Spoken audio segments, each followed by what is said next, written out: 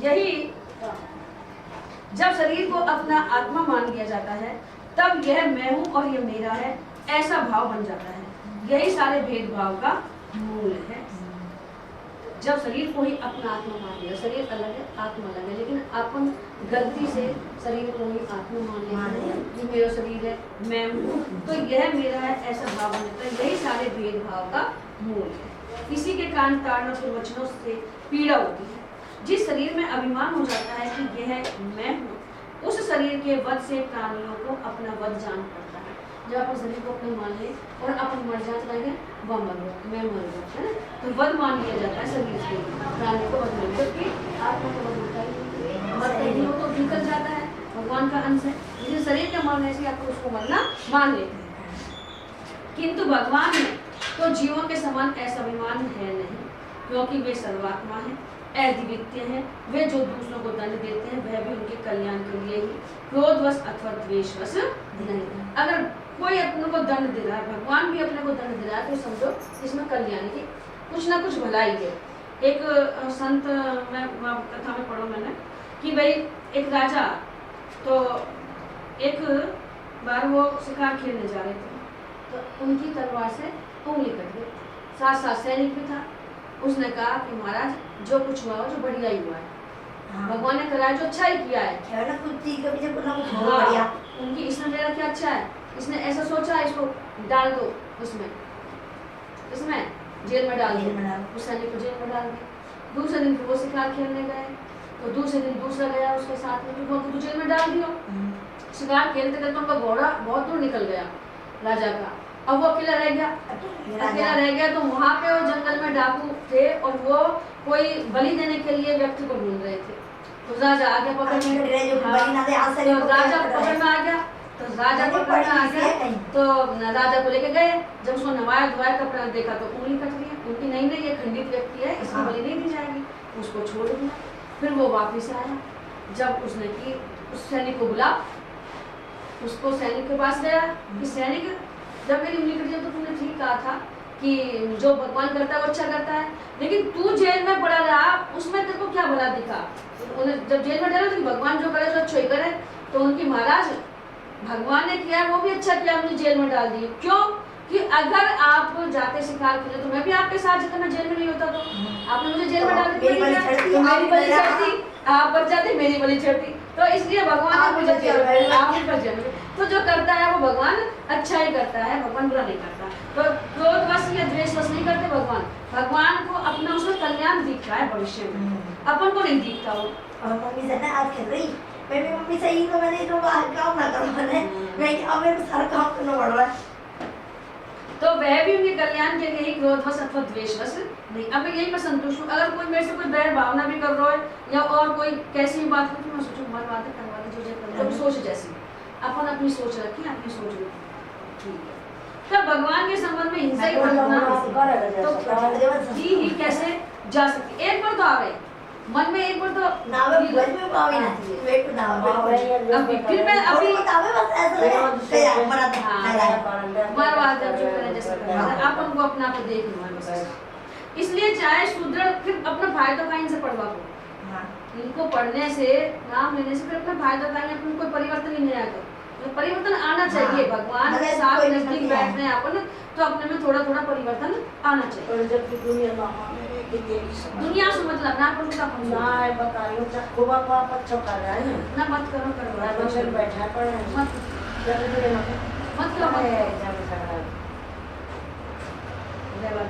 इसलिए चाहे सुदृढ़ मेरे भाव से या वैधीन भक्ति भाव से, भय से, स्नेह से अथवा कामना से, कैसे भी हो भगवान में अपना मन पूर्ण रूप से लगा देना चाहिए। मेन बात यह चाहे वैर भाव से करो चाहे प्रेम भाव से करो, भगवान में अपना मन चिंतन भगवान में लगा देना। काम चाहे तो चिंतन हो जाए ना फिर। भगवान की दृष्टि से इन भाव में कोई भेद नहीं है। युधिष्ठिर मेरा तो ऐसा दृढ़ निश्चय है कि मनुष्य वैर भाव से भगवान में जितना तन्मय हो जाता है उतना भक्ति योग से नहीं होता, क्योंकि भक्ति में तो अपन 10-5 मिनट करें फिर गोड़ी अच्छी हो जाए, और जब वैर भाव है ना तो हर समय अपन बुलावा चाहेंगे वही ध्यान आएगा, खूब बुलावा चाहेंगे पर वही ध्यान आएगा। तो वैर भाव में ज्यादा चिंतन हो भगवान को, तो भगवान से वैर ही बांध लो कम से कम भगवान ने आपको बता दिया। आपने करो या जो करवा है भगवान के जैसे हो रहा है। भृंगी कीड़े को लाकर, भृंगी है एक, जो कीड़ा को लाकर मिट्टी को करते हैं ना, उनके भीतर वैसा ही कीड़ा बना दे वो अपने को लाकर। भृंगी कीड़े को लाकर भीतर भीत पर अपने छिद्र में बंद कर देता है और वह भय तथा उद्वेग से भृंगी का चिंतन करते करते उसके जैसा ही हो जाता है, डर के मारे, और वैसे चिंतन करे भृंगी को तो खुद भी भृंगी बन जाए। यही बात भगवान श्री कृष्ण के संबंध में भी है। लीला के द्वारा मनुष्य मालूम पड़ते हुए ये सर्वशक्तिमान भगवान ही तो हैं। इनसे वैर करने वाले भी इनका चिंतन करते करते पाप रहित होकर इन्हीं को प्राप्त हो गए हैं। आगे ने कि भाई ये जो अपने शिशुपाल को ऐसी गति कैसे मिली, तो इसलिए मिली है। इनसे वैर करने वाले भी इनका चिंतन करते करते पाप रहित होकर इन्हीं को प्राप्त हो गए। एक नहीं, अनेकों मनुष्य काम से, द्वेष से, भय से और स्नेह से अपने मन को भगवान में लगाकर एवं अपने सारे पाप धोकर उसी प्रकार भगवान को प्राप्त हुए जैसे भक्ति भाव से। एक तो भक्ति भाव से प्राप्त कर रहा है और एक वैर भाव से प्राप्त कर रहा है, लेकिन ऐसे ही प्राप्त कर रहा है जैसे एक भक्ति भाव से करता है। महाराज, गोपियों ने भगवान से मिलन के तीव्र काम अर्थात प्रेम से, गोपियों ने भगवान को कैसे प्राप्त किया? प्रेम से। हर समय चिंतन, हाँ, भगवान का चिंतन होता रहता और वो चारों तरफ भगवान ही भगवान, वो खुद भी कृष्ण में ही हो गई, खुद गोपी भी कृष्ण में ही हो गई। हाँ, कृष्ण के अलावा उनको कुछ दिखता ही नहीं, कुछ भी गाय बछड़े सखी सहेली दूध छाछ सब में भगवान को देखती थी, तो वो कृष्ण में ही हो गई। और कंस ने भय से, कंस ने भगवान को भय से कि भाई मारे वो मेरे को।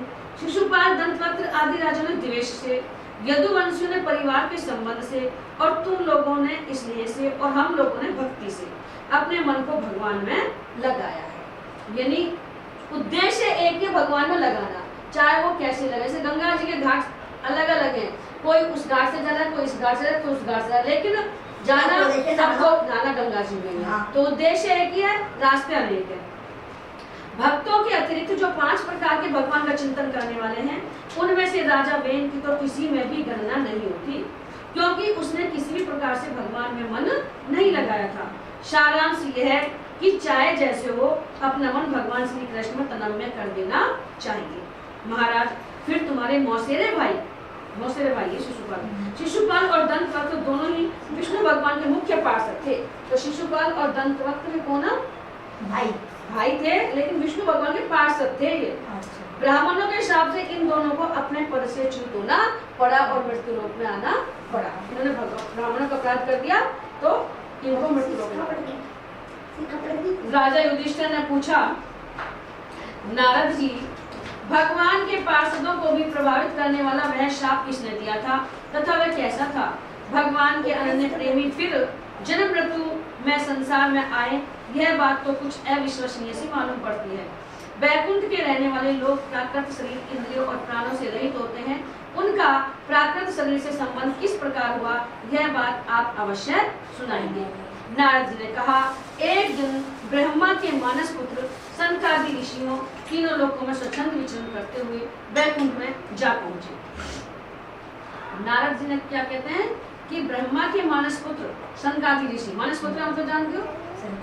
मानस पुत्र का मतलब मन से जिसको पुत्र मान लिया जाता है, मानसिक, जैसे मानसिक पूजा करते हैं ना, मन से अपने पास में कुछ भी नहीं है तो आप बीच के बैठ जाओ, भगवान को ये ला दिया, चंदन लगा दिया, मानसिक पूजा है, खिला दिया, मन से है नहीं अपने पास में कुछ भी, लेकिन मन से। हाँ, तो ऐसे ही ब्रह्मा जी के मानस पुत्र सनकादि ऋषि तीनों, और ये नारद जी भी ब्रह्मा जी के मानस पुत्र। वो वैकुंठ में जा पहुंचे तो वे सबसे प्राचीन है, परंतु जान पड़ते हैं ऐसे मानो 5-6 वर्ष के बच्चे हों। सनकादि ऋषि जो हैं वस्त्र भी नहीं पहनते, उन्हें साधारण बालक समझकर द्वारपालों ने उनके भीतर जाने से रोक दिया।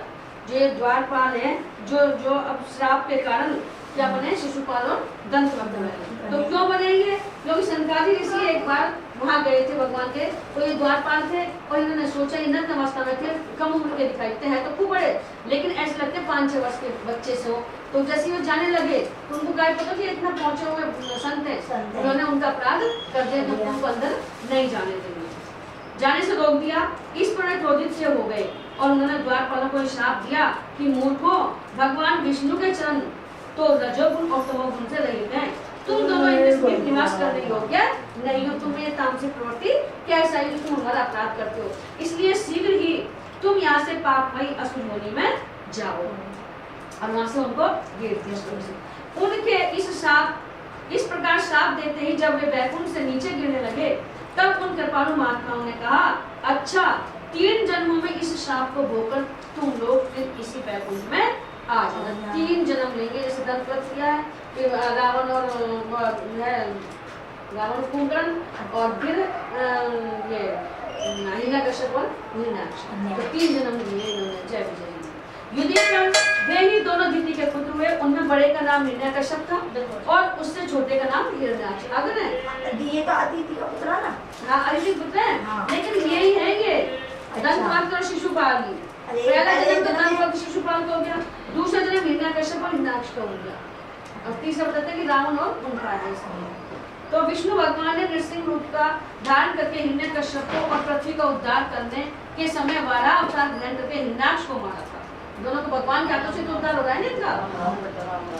हिरण्यकश्यप ने अपने पुत्र प्रहलाद को भगवत प्रेमी होने के कारण मार डालना चाहा और इसके लिए उन्हें बहुत सी यातनाएं दी, परंतु प्रहलाद सर्वात्मा भगवान के परम प्रिय हो चुके थे। प्रहलाद तो असर भगवान का भजन करते रहे, परम प्रिय समदर्शी हो चुके थे, उनके हृदय में अटल शांति थी, भगवान के प्रभाव से वे सुरक्षित थे, इसलिए तरह तरह से चेष्टा करने पर भी हिरण्यकश्यप उनको मार डालने में समर्थ नहीं। युधिष्ठिर वे ही दोनों विश्वा मुनि के द्वारा केसमी अर्थात केकसी के गर्भ से राक्षसों के रूप में पैदा हुए। आगे ना विश्वा मुनि थे, इनकी पत्नी थी केकसी, इनके गर्भ से राक्षसों के रूप में पैदा हुए। कौन कौन? उनका नाम था रावण और कुंभकर्ण। 3 जन्म हो गया ना, शिशुपाल और दंतवक्त, हिरण्याक्ष, हिरण्यकश्यप और रावण। उनके उत्पातों से सब लोकों में आग सी लग गई थी। उस समय भी भगवान ने उन्हें शाप छुड़ाने के लिए राम रूप से उनका वध किया। इस शाप छुड़ाने के लिए भगवान ने बार-बार अवतार लिया। युधिष्ठिर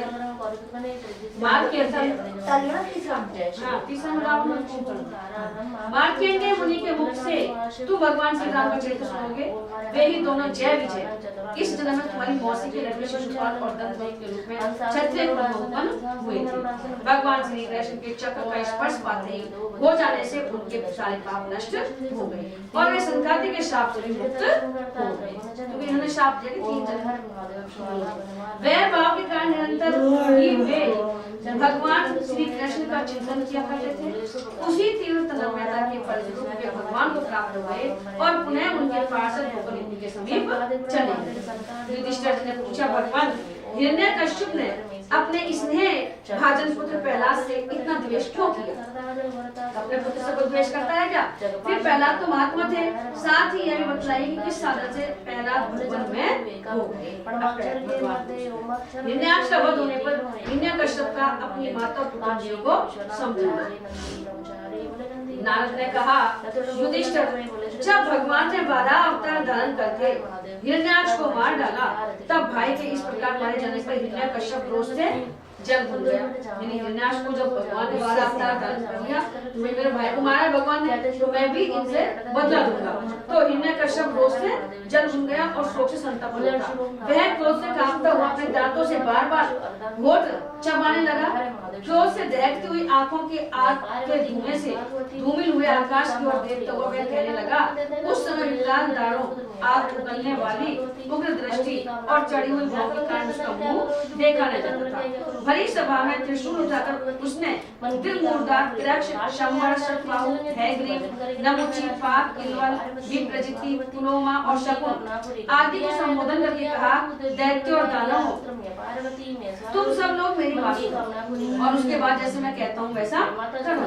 तुम्हें यह ज्ञात है कि मेरे क्षुद्र शत्रुओं ने मेरे परम प्यारे और भाई को विष्णु से मरवा डाला है।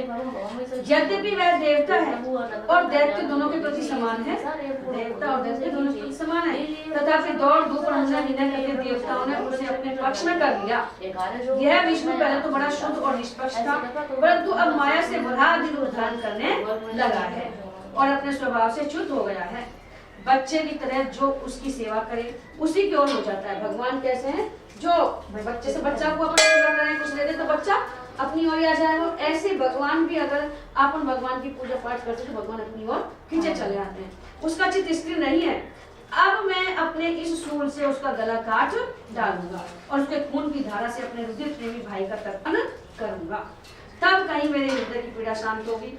उस मायावी शत्रु के नष्ट होने पर पेड़ की जड़ कट जाने पर डाली की तरह सब देवता अपने आप सूख जाएंगे, सब देवता अपना कर लेंगे, क्योंकि उनका जीवन तो विष्णु ही है। इसलिए तुम लोग इसी समय पृथ्वी पर जाओ।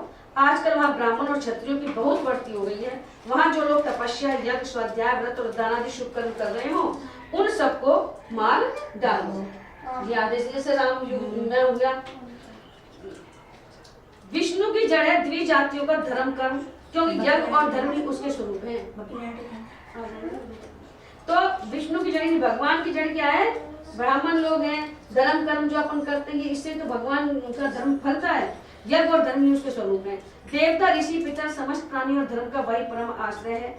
जहाँ जहाँ ब्राह्मण, गाय, वेद, वर्णाश्रम और धर्म कर्म हो उन देशों में तुम लोग जाओ और उन्हें जला डालो, उजाड़ डालो, जिसे भगवान का नाम कोई नहीं ले, धार्मिक कार्य नहीं हो। जिससे जब अपन शुद्ध आचरण का ना रहेगा, धर्म ना करेंगे तो विपत्ति आएंगी पीछे। इसलिए इनको ऐसा दैत्य तो स्वभाव से ही लोगों को सत्ता का सुखी होते हैं। इन्हीं जिनका स्वभाव ऐसा है कि दूसरों को परेशान करने में राजी रहते हैं, तो स्वभाव उनका ऐसा है। दैत्य राज हिरण्यकश्यप की आज्ञा उन्होंने बड़े आदर से सिर झुकाकर स्वीकार की और उसी के अनुसार जनता का नाश करने लगे। उन्होंने नगर, गांव, गो के रहने के स्थान, बगीचे, खेत, टहलने के स्थान, ऋषियों के आश्रम, रत्न आदि की खाने, किसानों की बस्तियां, तराई के गांव, अहीरों की बस्तियां, व्यापार के केंद्र, बड़े बड़े नगर जला डाले। कुछ दैत्यों ने खोदने के शस्त्रों से बड़े बड़े पुल, परकोटे और नगर के फाटकों को तोड़ फोड़ डाला तथा दूसरों ने हरे भरे पेड़ काट डाले। कुछ दैत्यों ने जलती हुई लकड़ियों से लोगों के घर जला दिए। इस प्रकार दैत्यों ने भी प्रजा का बड़ा उत्पीड़न किया। उस समय देवता लोग स्वर्ग छोड़कर छिपे रूप से पृथ्वी में विचरण कर रहे। युधिष्ठिर भाई की मृत्यु से हिरण्यकश्यप को बड़ा दुख हुआ था। जब उसने उसके अंत्येष्टि के लिए छुट्टी पाली तब शकुनी, संपन्न, दृष्ट, भूत संतापन, ग्रक, काल नाम, महानाम, हरिश्मश्रु और उत्कच अपने इन भतीजों को सांत्वना दी। उनकी माता रुषा भानु को और अपनी माता दिति को देश काल के अनुसार मधुर वाणी से समझाते हुए कहा। हिरण्यकश्यप ने कहा, मेरी प्यारी माँ, बहू और पुत्रों, तुम्हें वीर हिरण्याक्ष के लिए किसी प्रकार का शोक नहीं करना चाहिए। वीर पुरुष तो ऐसा चाहते ही है कि लड़ाई के मैदान में अपने शत्रु के सामने उसके दांत खट्टे करके प्राण त्याग करें। वीरों के लिए ऐसी मृत्यु श्लाघनीय होती है। देवी जैसे प्याऊ पर बहुत से लोग इकट्ठे हो जाते हैं, परंतु उनका मिलना जुलना थोड़ी देर के लिए होता है। या अपन ट्रेन में यात्रा कर रहे हैं, बस में यात्रा कर रहे हैं, थोड़ी देर इकट्ठे हो जाते हैं और फिर सब अलग अलग उतर जाते हैं। तो ऐसे समझा रहे हो कि जैसे प्याऊ पे पानी पीने के लिए इकट्ठे हो जाते हैं, थोड़ी देर के लिए मिलना जुलना होता है, वैसे ही अपने कर्मों के पेड़ से देववश जीव भी मिलते और बिछुड़ते रहते हैं। अपन जो सब मिल रहे हैं वो देववश मिल रहे हैं, कुछ दिन के मिल रहे हैं, फिर पता नहीं कब कौन बिछड़ जाएगा। वास्तव में आत्मा नित्य, अविनाशी, शुद्ध, सर्वगत, सर्वज्ञ और देह, इंद्रिय आदि से पृथक है। आत्मा में कैसी है? नित्य है, अविनाशी है, शुद्ध है, सर्वगत है, सर्वज्ञ है और देह इंद्रियों से अलग है, उसके ऊपर कोई प्रभाव नहीं पड़ता है। ज्ञानम छिद्यन्ति शस्त्राणि, ने छिद्र शस्त्रों से काटी जाती है, ना आग में जलाई जाती है, ना सुखाई जाती है। वह अपनी अविद्या से ही देह आदि की सृष्टि करके भोगों के साधन सूक्ष्म शरीर को स्वीकार करता है। अज्ञानता के कारण हम अपने शरीर को, जो आत्मा है, अपने शरीर को अपना मान लेती है। वैसे अलग है, आत्मा अलग है, शरीर अलग है, शरीर अलग है, शरीर ही अलग है, लेकिन अज्ञानता के कारण हम आत्मा है जो शरीर को अपना ही मान बैठती है और वो सोचती है कि मैं ये दुख पा रही हूँ, वो दुख नहीं पा रही है। सूक्ष्म शरीर को स्वीकार करता है। वह अपनी अविद्या से ही देह आदि की सृष्टि करके भोगों के साधन सूक्ष्म शरीर को स्वीकार करता है। जैसे हिलते हुए पानी के साथ उसमें प्रतिबिंब होने वाले वृक्ष भी हिलते से जान पड़ते हैं। जैसे पानी हिल रहा है सागर को या कोई अपन तो अपनी प्रतिमा भी हिलती हुई नजर आएगी, जबकि वो वास्तव में हिल नहीं रही है। और घुमाई जाती हुई आंख के साथ सारी पृथ्वी ही घूमती सी दिखाई देती है। कल्याणी, वैसे ही विषयों के कारण मन भटकने लगता है। हमारा मन है जो बाहरी विषयों में लग जाता है तो हमारा मन भटकता रहता है। संतों का मन क्यों नहीं भटकता? क्योंकि उन्होंने बाहरी विषयों से हटा करके मन को एक में लगा रखा है भगवान ने, और वो आंतरिक अंदर की ओर ले जाते हैं। अपनी प्रवृत्तियां बाहर की ओर जाती हैं और उनकी प्रवृत्तियां अंदर की ओर जाती हैं। बाहर से वो लेना देना नहीं रखते कुछ भी। और वास्तव में निर्विकार होने पर भी उसी के समान आत्मा भी भटकता हुआ सा जान पड़ता है। आत्मा भटकता नहीं है, निर्विकार है, लेकिन वो ऐसा जान पड़ता है। जैसे शरीर मर जाए तो अपन सोचते आत्मा भी मर गयो, जबकि वो मरता नहीं है, आत्मा नहीं मरती, हाँ, शरीर मरता है। उसका स्थूल और सूक्ष्म शरीर से कोई भी संबंध नहीं है। आत्मा का स्थूल और सूक्ष्म शरीर से कोई संबंध नहीं है, फिर भी वह संबंधी सा जान पड़ता है कि भाई वो संबंधी है। सब प्रकार से शरीर रहित आत्मा को शरीर समझ लेना, यही तो अज्ञान है। इसी से प्रिय तथा अप्रिय वस्तुओं का मिलना और बिछुड़ना होता है। इसी से कर्मों के साथ संबंध हो जाने के कारण संसार में भटकना पड़ता है।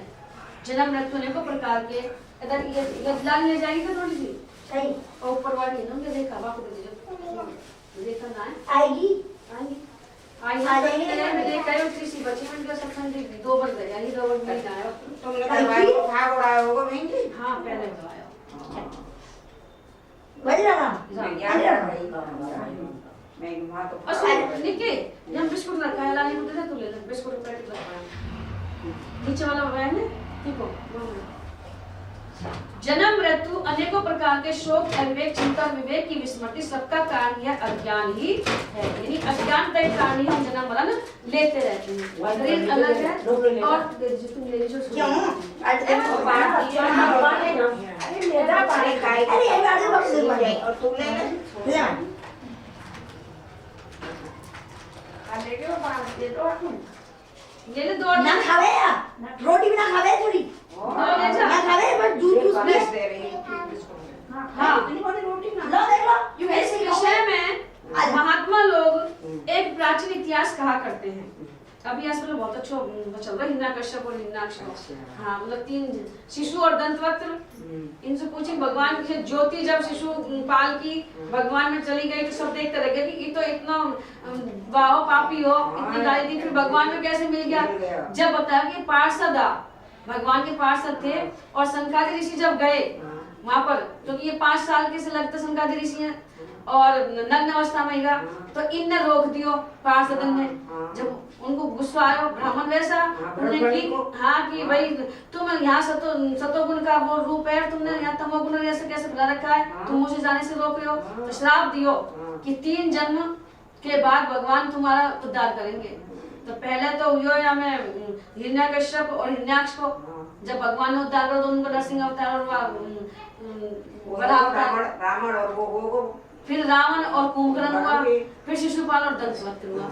इसलिए ये पार्षद थे, ये भगवान के हिसाब से बने। ये पूरा चरित्र है घड़ी तो आगे कर रहा ना। इस विषय महात्मा लोग एक प्राचीन इतिहास का करते हुए इतिहास मरे हुए मनुष्य के संबंध के साथ यमराज की बातचीत है। तुम लोग ध्यान से सुनो। अब सुनो आंटी जी, सुनो सुनो हाँ बहुत अच्छी बात। यमराज की बात हाँ सही है, सही चल रही है। उशीनर देश में एक बड़ा यशस्वी राजा था, उशीनर नाम का।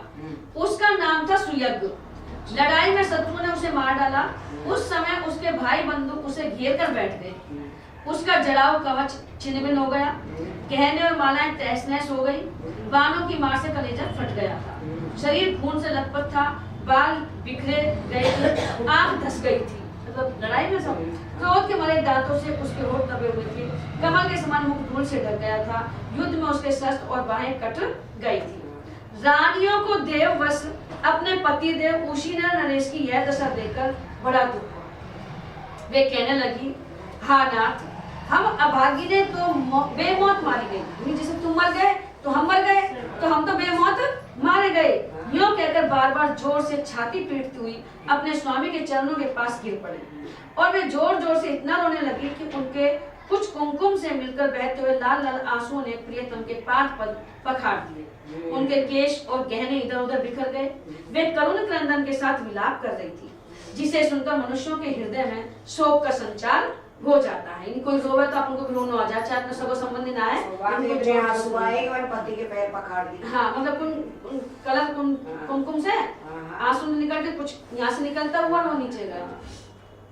हाय विधाता बड़ा क्रूर है स्वामी, उसी ने आज आपको हमारी आंखों से ओझल कर दिया है। विधाता को दे दिया ना दोष कि विधाता भगवान बड़ा क्रूर है। पहले तो आप समस्त देशवासियों के जीवन दाता थे, यानी सबको जीवन देते थे, राजा है तो राजा सबको जीवन दाता है। आज उसी ने आपको ऐसा बना दिया कि आप हमारा शोक बढ़ा रहे हैं। पतिदेव आप हमसे बड़ा प्रेम करते थे, हमारी थोड़ी सी सेवा को भी बड़ी करके मानते थे। हाय अब आपके बिना हम कैसे रह सकेंगे। अब वो कह रही है ना कि हम आपके बिना कैसे रह सकेंगे। भाई जब आदमी बन गया तो वो विलाप कर रही है। एक बार भगवान को दोष दे रहे हैं सभी, लेकिन अपने कर्मों का दोष नहीं है, अपने कर्म ऐसे हैं। फिर भी वो कह रही है कि थोड़ी सी सेवा से बड़े प्रसन्न होते हैं, हम आपके बिना कैसे जिएंगे, कैसे अपना जीवन काटेंगे। हाय अब आपके बिना हम कैसे रह सकेंगे। हम आपके चरणों की चेरी हैं, दासी हैं। वीरवर आप जहाँ जा रहे हैं वहीं चलने की हमें भी आज्ञा दीजिए। अभी तो झूठ मूठ है, जाता कौन रहा है संग में, पर आदमी मरे तो पत्नी को दुख तो होए भाई कि हम भी तुम्हारे संग चलवा को तैयार हैं। वे अपने पति की लाश पकड़कर इसी प्रकार विलाप कर रहे। उस मुर्दे को वहां से, अब सुनिए भी बहुत अच्छी बात आएगी, उस मुर्दे को वहां से दाह के लिए जाने देने की उनकी इच्छा नहीं थी कि भाई दाह कर्म किया जाए। इतने में ही सूर्यास्त हो गया। उस समय ओशीना राजा के संबंधियों ने जो विलाप किया था उसे सुनकर वहां स्वयं यमराज बालक के वेश में आए और उन्होंने उन लोगों से कहा, यमराज आए बालक के रूप में, क्योंकि उस समय उनका दाह नहीं हुआ, क्योंकि अंधेरा हो गया, अब तो कर देना अपन अंधेरा में भी। यमराज बोले, बड़े आश्चर्य की बात है, ये लोग तो मुझसे सयाने हैं, बराबर लोगों को मरना जीना देखते हैं, फिर भी कितने मूड हो रहे हैं। अरे मनुष्य जहाँ से आया है वहीं चला गया। रोज ना अपन देख रहे हैं कि मर रहा जा रहा, फिर भी अपन मूर्खतावश वही काम करते जा रहे हैं।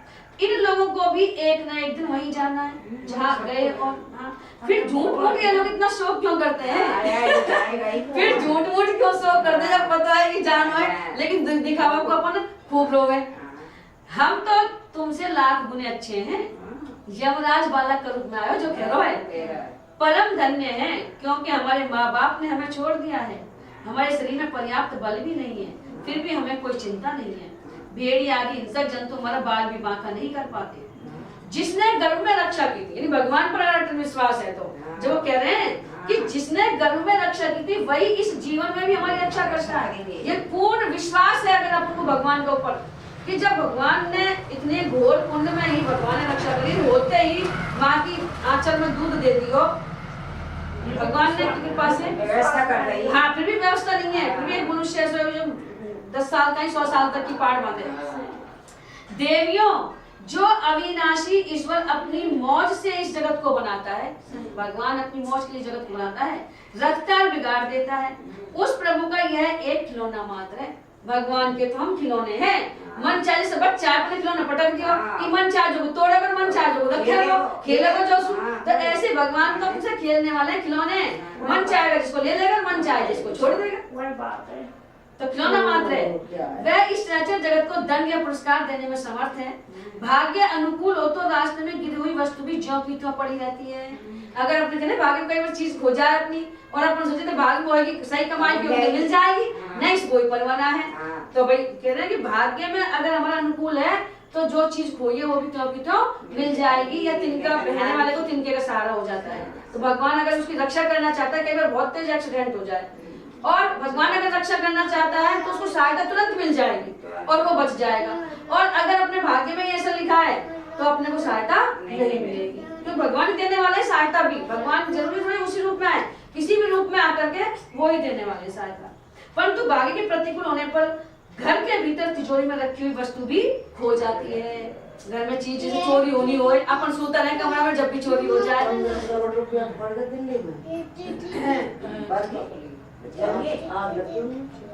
बहुत हो रहा है। जीव बिना किसी सहारे के देव की दया दृष्टि से जंगल में भी बहुत दिनों तक जीवित रहता है। जो संत लोग हैं, जो संत भगवान हैं, ये भगवान के आश्रय देते तो घोर जंगल में सांप बिच्छू, नहीं पानी नहीं, कहीं कछु नहीं, फिर भी वो भगवान का आसरा पे पड़ा रहेगा, उनको अटल विश्वास होता है, दृढ़ संकल्प होता है कि भगवान रक्षा करेगा, वो ही है। परंतु देव के विपरीत होने पर घर में सुरक्षित रहने पर भी मर जाता है। और जब भगवान ही अपना विरोधी है तो हम चाहे घर में 7 ताला में बंद हो जाए, जब भी मौत आएगी तो आएगी, कुछ भी बहाना। रानियों, सभी प्राणियों की मृत्यु अपने पूर्व जन्मों की कर्म वासना के अनुसार समय पर होती है। जो मृत्यु होती है, अपन कहते हैं बच्चा ने खाई करा, बच्चा अभी ऐसे मर गया, तो ये कर्म, पिछले कर्म जो होते हैं उनके आधार पर ही मृत्यु होती है उनकी, उसी के अनुसार उनका जन्म भी होता है। मृत्यु और जन्म में व्यक्ति के कर्म प्रमुख होते हैं, परंतु आत्मा शरीर से अत्यंत भिन्न है। आत्मा और शरीर अलग अलग है, ये दोनों। आत्मा निकल जाए, शरीर रह जाए, शरीर प्रकृति है, जड़ पदार्थ है, आत्मा कोई चैतन्य ऐसी कह गई या शरीर पे ही लगी, आत्मा पे तो आत्मा का कुछ भी नहीं है, वो तो अपने मान लिया इसलिए अपने को दुख होता है। शरीर अपने को मान लिया, शरीर मेरा है, ये सभी संबंधी मेरे हैं। भाई कितना एक्सीडेंट हो रहा है, कितनी दुनिया मर रही है, लेकिन सबका दुख थोड़ी होता है। अपने से जिनका लगाव है, जो अपने सगे संबंधी है, रिश्तेदार हैं, उनके कुछ हो जाए तो अपन को दुख होता है। जैसे अपन जाने और आपको तो दुख हो और कोई को जाता कोई परवाना नहीं। आत्मा को तो कभी दुख ना, ये देह को दुख होगा। जिसको अपन ने अपना मान लिया वहाँ दुख होता है, और सब जगत है तो फिर सब में जैसी भावना होगी वैसी भावना रहेगी सब में भी, इसलिए वह उसमें रहने पर भी उससे जन्म मृत्यु आदि धर्मों से अछूता ही रहता है। देह में रहते हुए भी वो अछूता रहता है, आत्मा है जो। जैसे मनुष्य अपने मकान को अपने से अलग और मिट्टी का समझता है, मकान तो है मेरा लेकिन वो मुझसे अलग है, मैं मकान थोड़ी हूँ, मकान अलग है, रह रहा हूँ। तो ऐसे ही आत्मा ही शरीर रूपी मकान में रहता है, वो तो अलग है, वो तो दृष्टा है, देखने वाला है कि तुम क्या कर रहे हो, ये शरीर क्या कर रहा है, कब निकल के तुम स्कीम जा पहुंचे। वैसे ये शरीर भी अलग और मिट्टी का है, मोहवश वह इसे अपना समझ बैठता है। जैसे बुलबुले आदि पानी के विकार, घड़े आदि मिट्टी के विकार और गहने आदि स्वर्ण के विकार समय पर बनते हैं। जैसे पानी का बुलबुला हो जाए तो बुलबुला हो जाए, तो हमें वायु विकार आ जाए, नाम अलग पड़ गो, अगर वह विकार निकल जाए तो पानी है। तो ऐसे ही अपनी आत्मा है, शरीर एक ही है, लेकिन अगर हमारे अंदर ज्ञान हो गया तो शरीर को अज्ञानता मिट जाएगी और काय बचेगा, फिर आत्मा ही बचेगा, परमात्मा ही बचेगा। स्वर्ण के विकास में बनते हैं, जैसे सोना का विकास है, कोई कुंडल बन गया, कहीं हार बन गया, कोई नथ बन गया, तो अलग अलग नाम हो गया, और वह गला देगा तो भाई सोना है, तथा नष्ट हो जाते हैं। वैसे ही इन्हीं तीनों के विकास से बना हुआ शरीर भी समय पर बल बिगड़ जाता है। इसी प्रकार से शरीर नष्ट हो जाता है, शेष क्या बचती है, आत्मा ही बचती है, परमात्मा ही बचता है। जैसे काठ में रहने वाली व्यापक अग्नि स्पष्ट ही उससे अलग है, जैसे देह में रहने पर भी वायु का उससे कोई संबंध नहीं है, जैसे आकाश सब जगह एक से रहने पर भी किसी से दोष लिप्त नहीं होता, वैसे ही समस्त देहेंद्रियों में रहने वाला और उनका आश्रय आत्मा भी उनसे अलग और निर्लिप्त है। शरीर में रहता हुआ आत्मा सबसे अलग और निर्लिप्त है। मूर्खों, जिसके लिए तुम सब शोक कर रहे हो, वह सुयग नाम का शरीर तो तुम्हारे सामने पड़ा है, तुम रोक क्यों रहे हो? ये शरीर तो प्रेम विरोधी शरीर तुम्हारे सामने पड़ा है, और भगवान से प्रेम करो तो भगवान मरे ना, भगवान मरता नहीं, आत्मा मरती नहीं है। आत्मा को प्रेम करे तो आत्मा मरती नहीं है, नहीं आत्मा मरती नहीं है, और शरीर से प्रेम करो, शरीर तुम्हारे सामने कर दो, तुम प्रेम कितना करो शरीर से। तुम लोग इसी को देखते थे, इससे जो सुनने वाला और बोलने वाला था वह तो कभी किसी को नहीं दिखाई पड़ता। जो आत्मा प्रकाश, कण प्रकाश से तो बोल रहे हैं अपन, जब प्रकाश निकल जाए, चैतन्य निकल जाए तो अपन ने बोल सके, न देख सके, न कर सके। तो कह रहे कि जो सुनने वाला बोलने वाला था उसको तुमने कभी पहचाना नहीं, आत्मा का तो तुमको कभी ध्यान नहीं गया, शरीर को देखते रहे अपन, शरीर को माने अपन। फिर आज भी नहीं दिखाई दे रहा है तो शोक क्यों? फिर आज भी तुमको वो परमात्मा दिखाई नहीं दे रहा तो तुम शोक क्यों कर रहे हो? तुम्हारी ये मान्यता कि प्राण ही बोलने या सुनने वाला था तो निकल गया, मूर्खतापूर्ण है, क्योंकि सुषुप्ति के समय प्राण तो रहता है, यदि प्राण भी उसी से पोषित होता है आत्मा से। तो कहेंगे जब सुषुप्ति अवस्था होती है, जब अपन सोए रहते हैं, जब प्राण रहते हैं, पर कोई कहीं सपने आते हैं, हाँ, आत्मा या कहाँ पर डोले सब जगह। पर सुषुप्ति में देखो पढ़ने में बोलता है न सुनता है, जब अपन सो जाते सुषुप्ति अवस्था में तो प्राण तो रहे पर न तो बोले डर के मारे और न सुन सके अपन। शरीरों में सब इंद्रियों की चेष्टा हेतु भूत जो महाप्राण है वह प्रधान होने पर भी बोलने या सुनने वाला नहीं है, क्योंकि वह जड़ है। प्राण भी क्या है? जड़ है। ये 5 प्रकार के प्राण है, प्राण, अपान, व्यान, उदान और समान। हाँ, ये 5 प्रकार के प्राण है। देह और इंद्रियों के द्वारा सब पदार्थों का दृष्टा जो आत्मा है, आत्मा क्या है? दृष्टा है, वो सबको देखता रहता है। जब भी तो कहना है कि कोई ना देख लो, कोई ना देखो तो अपने आप को भगवान को देख रहे हो, अपन तो देख रहे हैं। वैसे तो चोरी प्रकृति करें, हाँ। हम देख रहे हैं, हाँ, अरे कोई ना देख रहा तो ये आत्मा देख रही है। पर इसका ज्ञान जब भी तो होगा जब ज्ञान होगा अपन को, जब भी तो नहीं तो कहाँ है? मैं हिंदू हूँ। वह शरीर और प्राण दोनों से पृथक है, यद्यपि वह परिच्छिन्न नहीं है, व्यापक है, फिर भी पंचभूत, इंद्रिय और मन से युक्त नीचे ऊंचे देव, मनुष्य, पशु, पक्षी आदि शरीरों को ग्रहण करता है। आत्मा सबसे अलग है, परिच्छिन्न नहीं है, लेकिन फिर भी वो अलग अलग योनियों में जन्मता है और अपने विवेक बल से मुक्त भी हो सकता है। अगर मनुष्य शरीर मिल गया और अपने अंदर ज्ञान पैदा हो गया, संतों का संग मिल गया, अच्छों का संग मिल गया, तो अपन इससे मुक्त भी हो सकते हैं शरीर से। वास्तव में वह इन सब से अलग है, आत्मा है जो सबसे अलग है शरीर से। जब तक वह 5 प्राण, आगे ना 5 प्राण, 5 कर्मेंद्रियां, 5 ज्ञानेंद्रियां, बुद्धि और मन, इन 17 तत्वों से बने हुए लिंग शरीर से युक्त रहता है, जब शरीर को अपना मानता है तभी तक कर्मों से बनता रहता है। जब हमने इस शरीर को अपना मान लिया, तो शरीर को मान लिया, तो शरीर से संबंधित जो है वो भी अपने हैं, शरीर से संबंधित जो चीजें हैं, वस्तु है, वो भी अपनी है, तो हम बंधन में बंध जाएंगे। और जब हम मान लेंगे कि शरीर अलग है, आत्मा अलग है, तो हमें तो परमात्मा को प्राप्त होना है। शरीर का क्या? शरीर तो जड़ पदार्थ है, एक ना एक दिन मरेगा। बहुत से जैसे बीमार साधु संत होते हैं, उनको कोई रोग हो जाता है, जैसे रामकृष्ण परमहंस जी के कैंसर का रोग था, तो उनसे कहा भक्तों ने कि आप काली माँ से क्यों नहीं कहते? तो उन्होंने क्या माँ को नहीं दिखता क्या? और ये शरीर ये प्रारब्ध है, काटना ही पड़ेगा, अब नहीं तो विधना में काटना पड़ेगा। फिर भगवान को प्राप्त करने में शरीर को क्यों आगे लाऊं मैं? ये शरीर है तो जड़ पदार्थ है, एक दिन नष्ट होगा। भगवान ने तो चला रहा है जैसे चलने दे। तो शरीर को जब अपन अपना नहीं मानते हैं तो प्रेमानंद जी के भी उनके भी किडनी ना खराब होगी। कह रहे हैं कि राधा राधा राधा क्यों ना सहाय करे, वो राधा के भक्त है।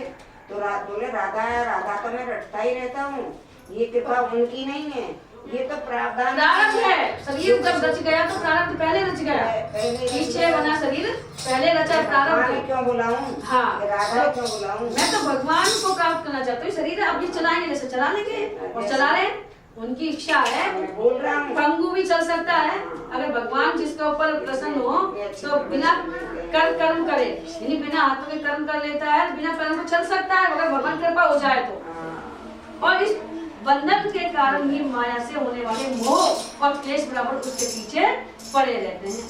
प्रकृति गुणों और उनसे बनी हुई वस्तुओं को सत्य समझना अथवा कहना झूठ मूठ का दुराग्रह है, यानी ये झूठा है। प्रकृति के जो गुण है, प्रकृति जो संबंधित चीजें हैं, वो सब क्या है? झूठे हैं, क्योंकि एक न एक दिन नष्ट होने वाले हैं।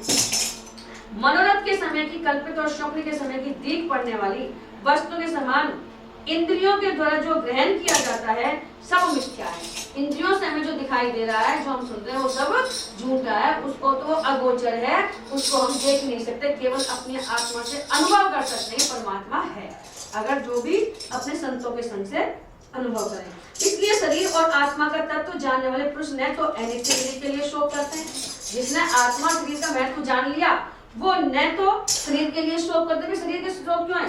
ये तो जड़ पदार्थ है, मिट्टी है, ये तो जाएगा ही।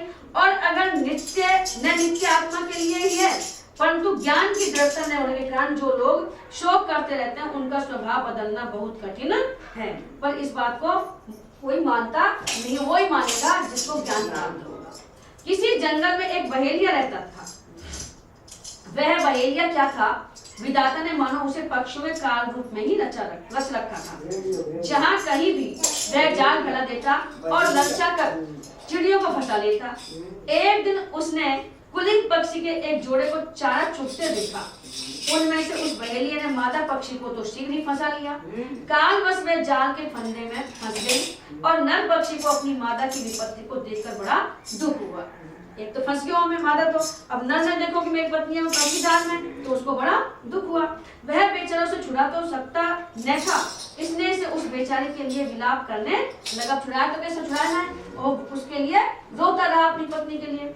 उसने कहा, यूं तो विधाता सब कुछ कर सकता है, परंतु है बड़ा निर्दयी। यह मेरी सहचरी एक तो स्त्री है, मेरी जो पत्नी है एक तो स्त्री है, दूसरे मुझ अभागे के लिए शोक करती बड़ी दीनता से छटपटा रही है। वो भी छटपटा रही है, भाई निकालो, मैं कैसे जाऊं, इसे लेकर वह करेगा क्या? भैया काय करेगा या तो उसकी मौज हो तो मुझे ले जाए, इसके बिना मैं अपना यह अधूरा विधुर जीवन, विधवा का जीवन जैसे स्त्री को आदमी विधवा और आदमी की औरत मर जाए तो विधुर हो जाएगा, जो दीनता और दुख से भरा हुआ है, लेकर क्या करूंगा? अभी मेरे अभागे बच्चों के पर भी नहीं जमे हैं, मेरे छोटे छोटे बच्चे हैं और पैरा वो भी ना लगा, पंख भी ना निकला। स्त्री के मर जाने पर उन मातृहीन बच्चों को मैं कैसे पालूंगा? जैसे आपने कोई मर जाए, भाई बाप के बिना कैसे होगा, या माँ के बिना कैसे बच्चा पलेगा? ओहो, घोंसले में वे अपनी माँ की बाट देख रहे होंगे। इस तरह वह पक्षी बहुत सा विलाप करने लगा।